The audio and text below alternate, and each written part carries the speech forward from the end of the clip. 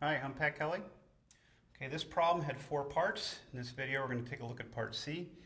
Each of the parts gave us these 3 equations and talked about the region bounded by those. I've already drawn that region.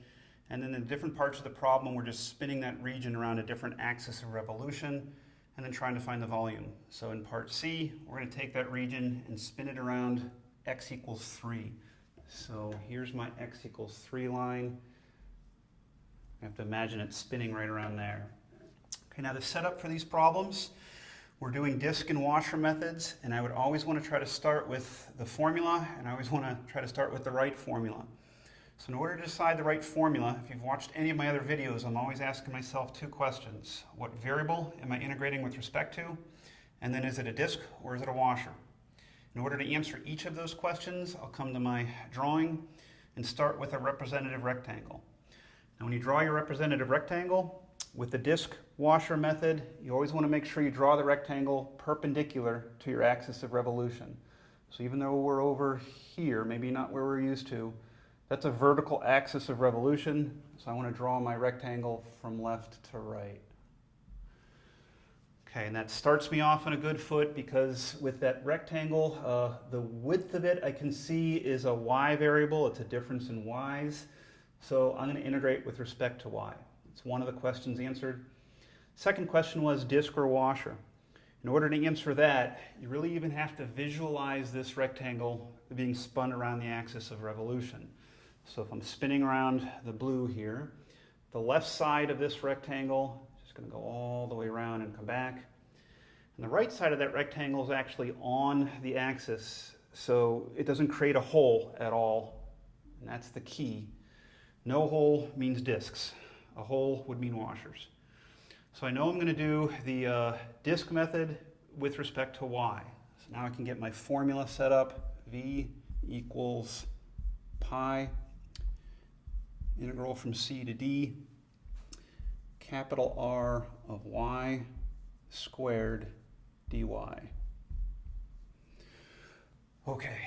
Now another thing I'm going to throw at you, if you didn't watch part B of this problem, right away in my formula you might even notice that that radius needs to be a function of y.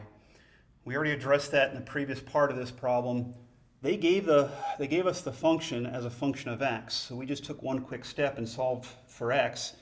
Now it's a function of y. That's going to be relevant here for me as well because this needs to be as a function of y. Okay, now let's get back to the formula. Pi still. And what else I need in the formula are these limits of integration, c and d. C, the lower limit of integration, that's going to be your lowest value of the variable that you're integrating with respect to. So I need my lowest y value. You can see that in the drawing. Your lowest y value is 0. D, your upper limit of integration, is the highest value that you're integrating with respect to. So my highest y value is that square root of 3. Okay, and then this is where you want to be careful.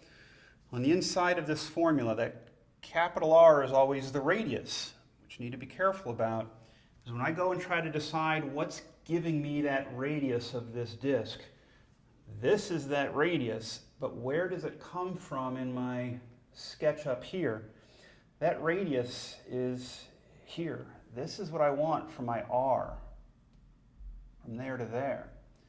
The reason why I'm telling you to be so careful is you should be able to see that that does depend on this curve, but that curve, which is right here, grab a different color, that curve gives me the distance from here to here. That's my x equals y squared. So I want the pink, I want R.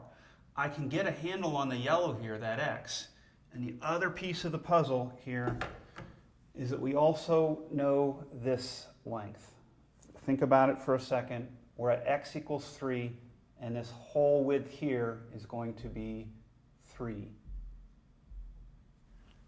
Hope that's not too cluttered, but visually, I need this. I know all of it is 3. And I can take away the x. So my radius is going to equal 3 take away that yellow x, which as a function of y is y squared. But be careful, don't forget in the formula that's squared, so I'll put parentheses around that whole thing because that 3 minus y squared is my r, and then dy. That's the hard part, the setup of this type of problem, so make sure that makes sense to you. Now is the easy part. Now we're just going to go ahead and do some algebra and some calculus. So my algebra here, I'm going to simplify what's inside, do a little FOIL. 9 minus 6y squared plus y to the fourth. And then my calculus, I'll integrate. This equals pi still 9y minus y to the 3 power divided by 3. And then plus y to the 5th over 5. Definite integral still from 0 to square root of 3. Okay, now I'll put in my limits of integration. 9 times the square root of 3 minus square root of 3 cubed. That'll give me 2 factors of square root of 3, so that'll be a 3 times square root of 3. And there was also that 2. Plus square root of 3 to the 5th power. That'll give me 4 factors of the square root of 3 is going to give me a 9. And then there'll be one more factor of the square root of 3. I'm trying to do some arithmetic in my head. And then divide by 5. And that's just the upper limit. I think I can save me any writing here if you see the lower limit 0. So you're going to subtract just a 0. There. I just clean this up a little bit. This equals, we might resort to a calculator, but I'm actually seeing 9 square roots of 3, take away 6 square roots of 3, that's going to be 3 square roots of 3. Common denominator of 5, so the 3 becomes 15 plus 9, 24 square roots of 3 over 5. Don't forget the factor of pi. And that looks like a good answer. There, thanks, and I hope that helps.